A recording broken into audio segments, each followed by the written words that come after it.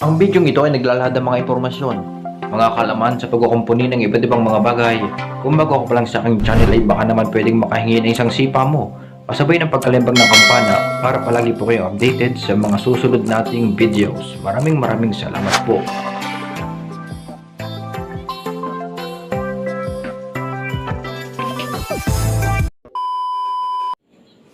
Welcome back again, it's chardtimingtv, and in this video ay magre-repair tayo ng charging pin. So kararating lang niya kanina lamang at aayusin natin. So magpapalit na lang tayo ng charging pin dahil hindi na gumagana yung charging pin niya at nagloloko na rin, no? So tinanggal ko na siya, kaya lang nawawala yung aking socket ng hot air. So kaya kung mapapansin nyo, may mga stainless na nakapatong sa kanya. So hindi ko rin siya magagamit.